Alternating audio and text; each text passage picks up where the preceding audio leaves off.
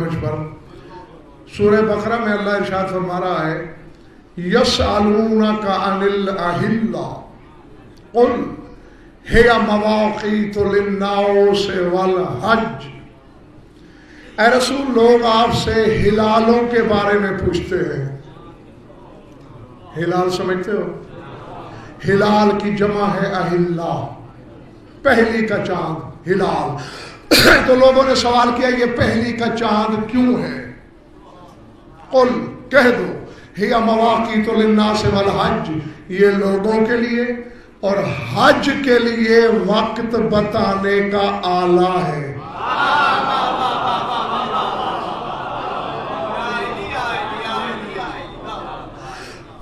اسی کو دیکھ کر تم طواف کعبہ کرتے ہو، مناسک حج ادا کرتے ہو.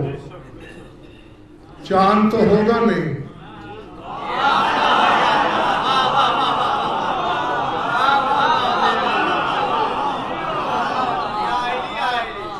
گھبرا تو نہیں رہے ہو؟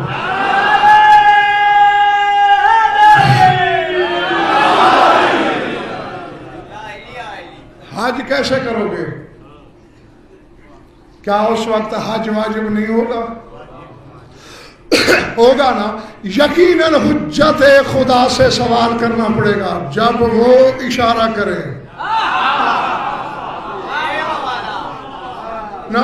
میں نے لفظ کہنا ہے نیاز اکبر اللہ جانے کس کے سر سے گزرے گا، کس کے صحن دل میں اترے گا. معلوم یہ ہوا کعبہ بھی حج سے محروم ہے اگر امام نہ بتائیں.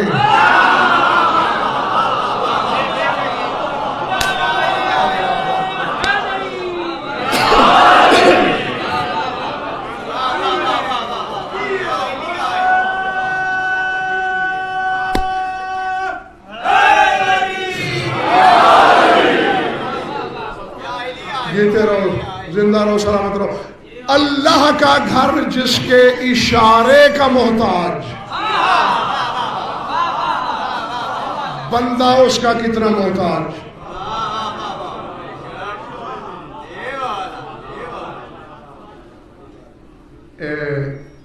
تھک تو نہیں کہنا؟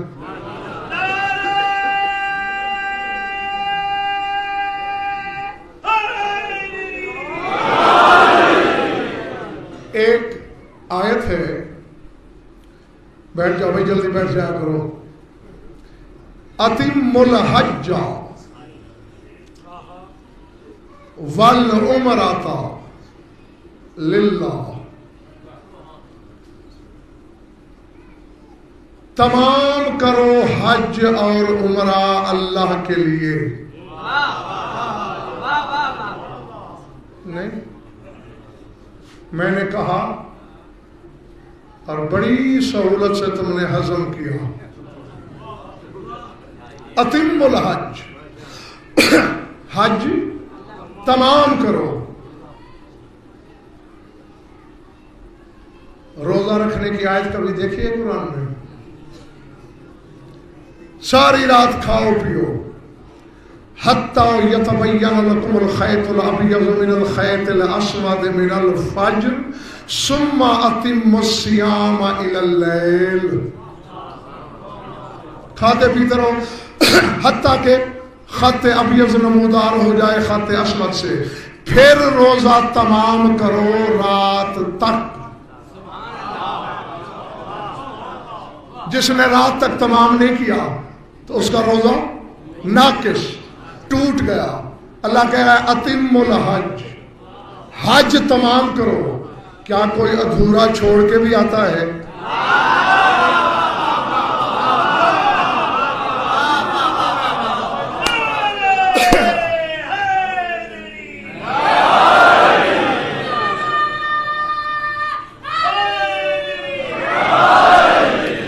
روزے کے بارے میں تو چلو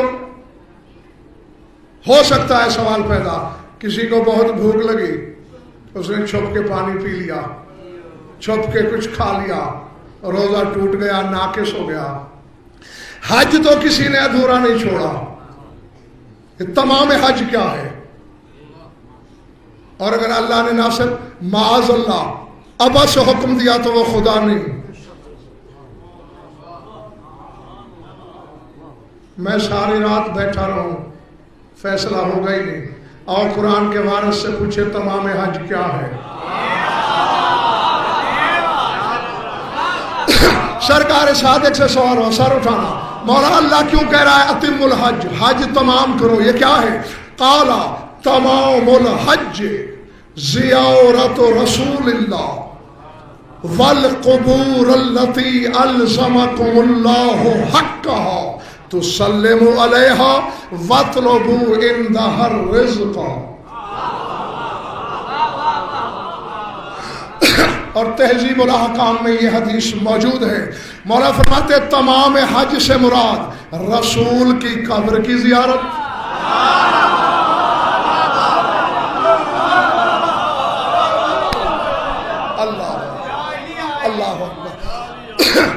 والقبور التي الزمكم الله حقها, اور ان قبروں پہ آنا جن کا حق اللہ نے تم پر لازم قرار دیا.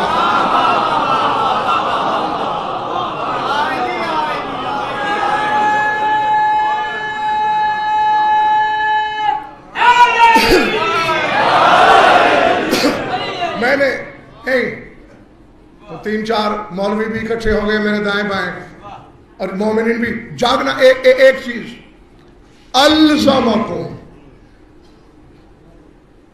آج تک دونوں طرف کے مولوی ٹھوکریں کھا رہے ہیں. میں نے جب بھی کبھی اظہر شاہ جی شہادت ثالثہ پہ تقریریں سنی خطباء سے, علماء سے, ایک نے کہا باطل, دوسرے نے کہا واجب, اور میں دونوں پہ بیٹھ کے ہنستا ہوں دل میں. باطل والا تو ویسے ہی باطل, بڑا تیر مارا واجب کہہ کے. واجب بھی کبھی ساکت ہو جاتا ہے.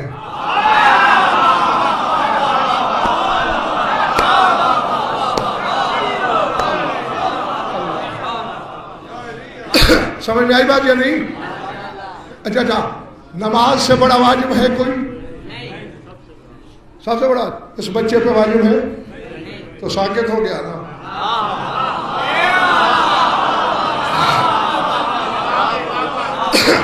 دیوانے پہ واجب ہے, ساکت ہو گیا نا.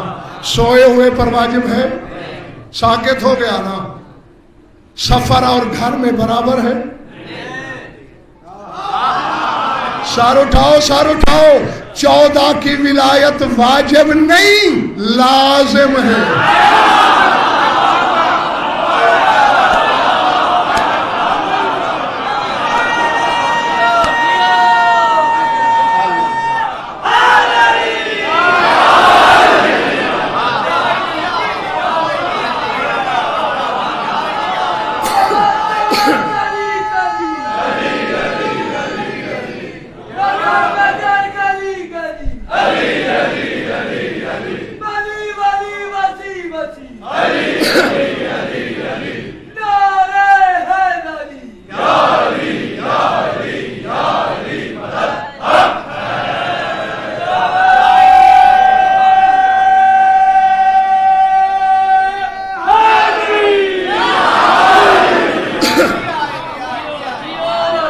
لازم تو سمجھتے ہو نا.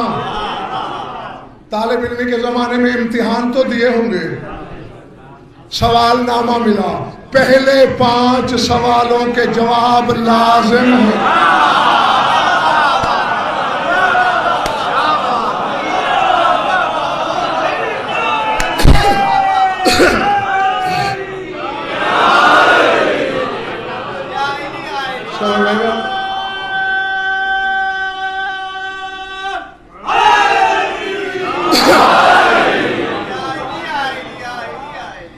مومنین کی تعریف کرتے ہوئے اللہ سورہ توبہ میں کہہ رہا ہے الزمہم کلمۃ التقوی وکانوا احق بہا واہلہا. میں نے مومنین کے لیے تقوی کے کلمے کو لازم قرار دیا.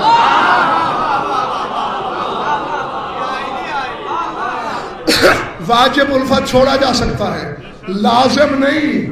اور کیا فرمایا صادق آل محمد نے, والقبور التی الزمکم اللہ حقہا, ان قبروں پہ آنا تمام حج ہے جن کا حق اللہ نے واجب قرار دیا اور جن کی قبروں پہ آنا لازم ہے، ان کا اقرار ولایت کتنا لازم ہے؟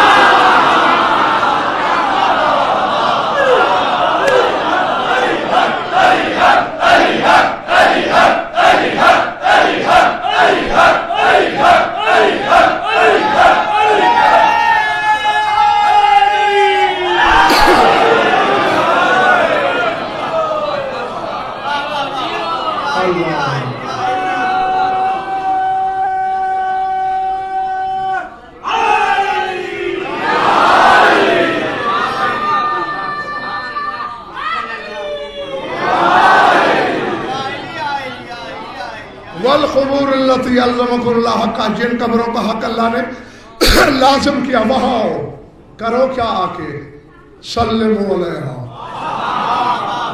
قبروں پہ سلامی دو۔ اب پتہ نہیں کیا ہوگا، وَاطْلُبُوا عِنْدَهَا الرِّزْقَ، اور ان قبروں پہ کھڑے ہو کے رزق مانگو۔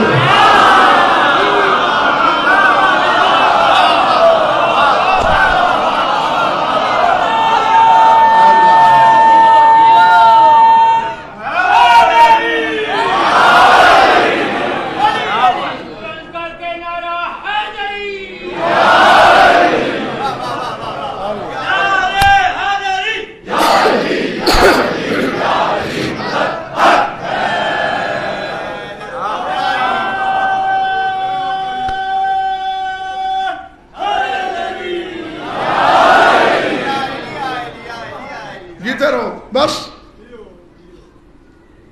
میں پہنچ گیا سرحد حقیقت تک۔ رزق رزقی ہے، جو بھی ہے، جس کو رزق کہتے ہو وہ مانگو۔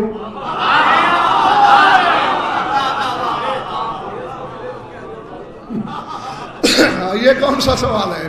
جس چیز پر لفظ رزق لگتا ہے، کیونکہ معصوم نے آگے شرط تو لگائی نہیں کہ فلاں رزق، تو چاہے رزق روحانی ہے یا جسمانی، سارے مانگو۔ اچھا، سر اٹھانا، کیا فرما رہے؟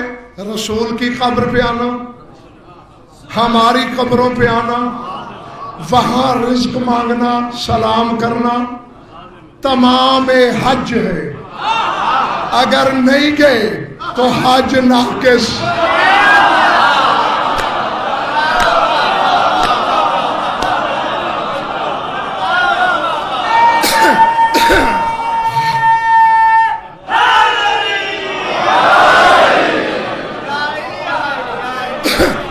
ابھی کتابیں پڑھی ہیں، اتفاقاً ابھی بھی پڑھی ہیں، ابھی چلو دکھاؤں۔ سرکار باقر نے اپنے ایک صحابی سے فرمایا، اگر تو نے 1000 حج کیا ہے اور قبر حسین پہ نہیں گیا تو اللہ کے حق کا غاصب ہے۔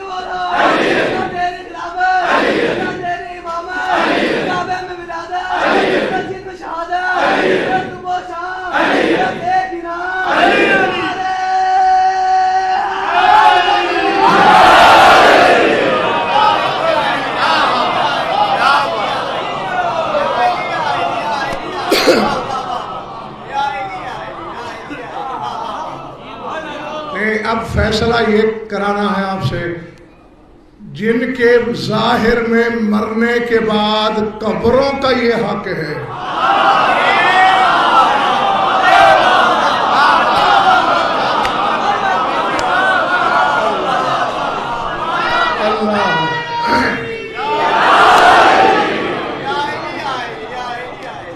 تو زندہ امام کا حق کیا ہوگا؟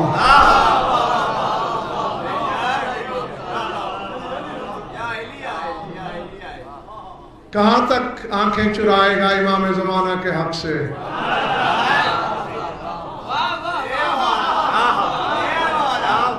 اللہ اکبر. یعنی اب اللہ جانے اللہ کو ناصر بیٹے مجبوری کیا ہے. اس کے گھر جاؤ، بھاگو، جانوروں کی طرح دوڑو، طواف کرو، نمازیں پڑھاؤ، گنجے ہو جاؤ، ان کی قبروں پہ نہ جاؤ. وہ کہتے ہیں حج ناقص.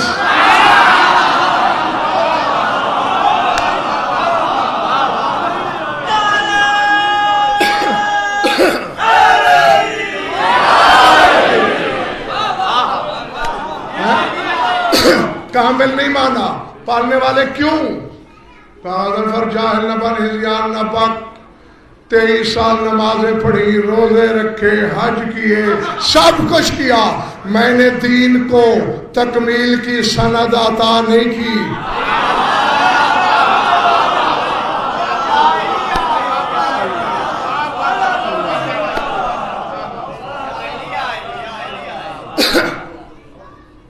اکملت لکم دینکم واتممت علیکم نعمتی. کمال دین اور تمام نعمت کی سند ولایت کے وقت.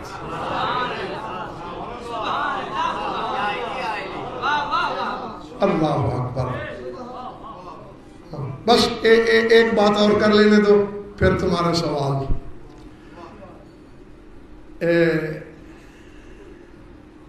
کبھی غور کیا ہے اس بات پر؟ میری جگہ کوئی اور ہوتا نا تو پہلے سے کہتا ٹھیک ہے سوال شروع کر دو، چلو ایک مضمون تو بچ گیا. لیکن میری کوشش ہوتی ہے تمہیں زیادہ سے زیادہ، یعنی اس سال 130 مجالس پوری ہوئی امام زمانہ پر. اور میں تمہیں بتا چکا ہوں کہ تمہارے زمانے کے سردار کے حق میں 1100 آیتیں نازل ہوئی ہیں قرآن میں، اور ایک ایک آیت میں کئی گوشے. ایک آیت پر 3 مجالس بھی پڑھی جائیں تو 3300، 3300. یہ تو میرا علم ہے. اللہ جانے جاننے والے کیا جانتے ہوں گے کہ یہ کیا ہے.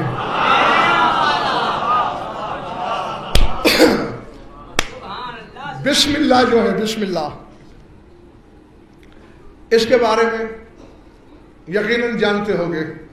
یہ قرآن کی پہلی اور آخری آیت ہے جو ہر نبی کے دور میں نازل ہوئی ہے.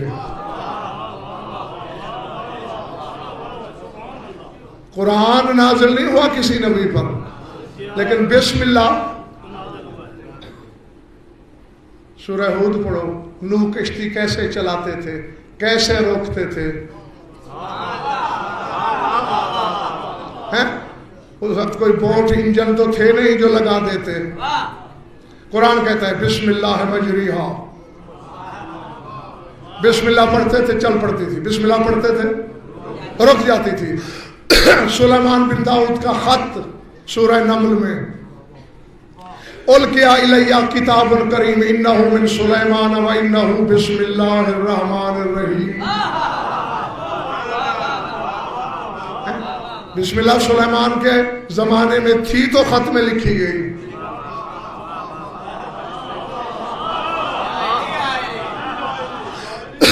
اور بسم اللہ کو بالجہر پڑھنے کا شرف صرف اس قوم کے پاس ہے.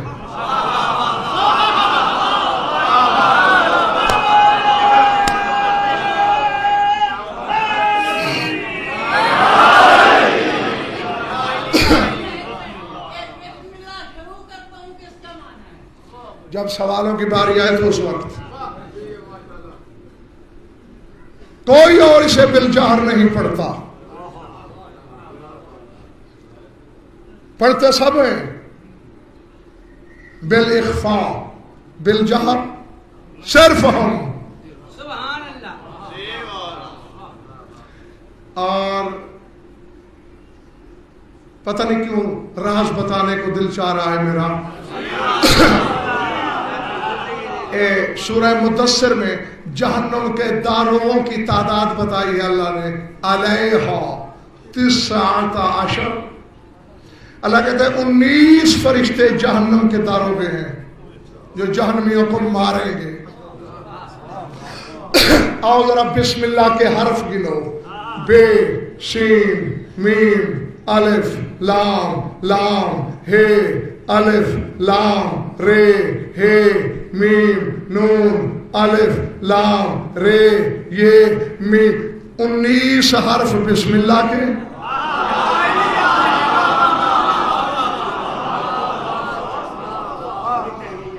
نہیں میرا خیال ہے تم تھک گئے ہو تو میں تو تم سے پہلے ہی زیادہ تھکا ہوں.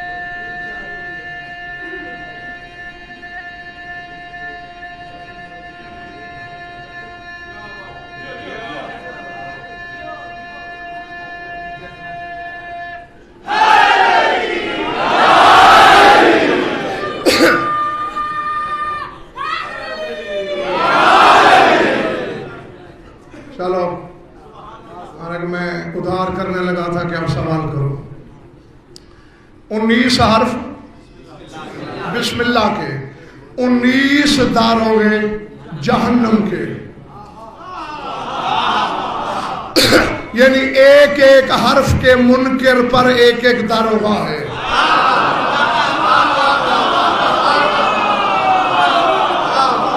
نہیں سر اٹھاؤ. آج راز کھولنے لگا ہوں. جن حقیقتوں کا تعاقب کرتے کرتے علماء کی سانسیں ٹوٹ جاتی ہیں وہ 1 منٹ میں غضنفر موالی کی جھولی میں ڈالنے لگا ہے. 5 نور اللہ نے اکٹھے خلق کیے. 5 نام عرش پہ لکھے. محمد علی فاطمہ حسن حسین میم ہے میم دال.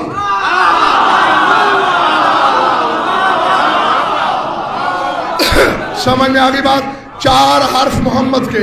عین لام یہ 3 علی کے. 4 اور 3 فے الف توئے میم ہے 5 فاطمہ کے. 7 5 ہے سین نون 3 حسن کے. ہے سین یہ نون 4 حسین کے. 19 حرف بسم اللہ کے. 19 حرف 5 ناموں کے.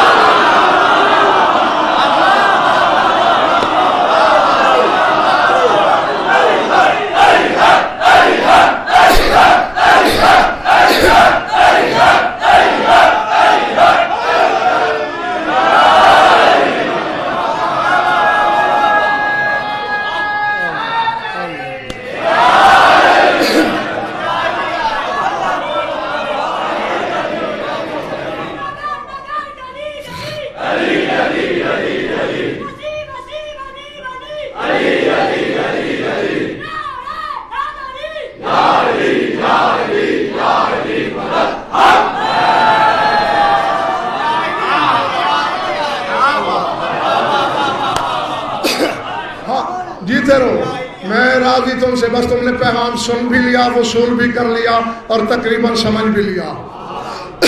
در حقیقت بسم اللہ کا باطن یہ 5 نام.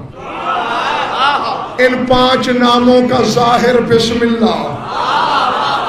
اس لیے تو ہر نبی کے زمانے میں آئی.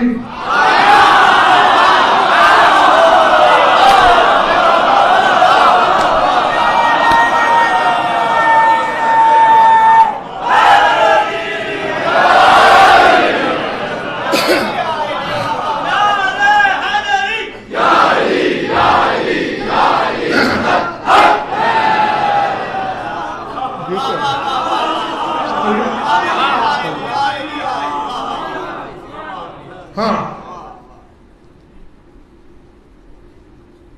اور یہ غور کیا آپ نے، بسم اللہ میں جو 5 ناموں کی ترتیب ہے، سب سے زیادہ حرف بی بی کے حصے میں آئے،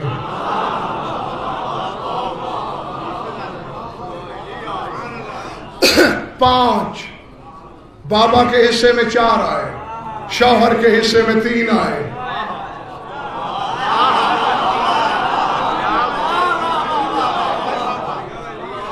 بی بی کے پاس 1 حرف زائد. چونکہ میرا موضوع یہ نہیں، میں اس پہ بحث لے کے بیٹھ جاؤں تو پہروں گزر جائیں گے، خدا کی قسم. اس بحث کو چھیڑنا نہیں چاہتا میں اس وقت. میم ہے، میم دال، 4 حرف. ہاں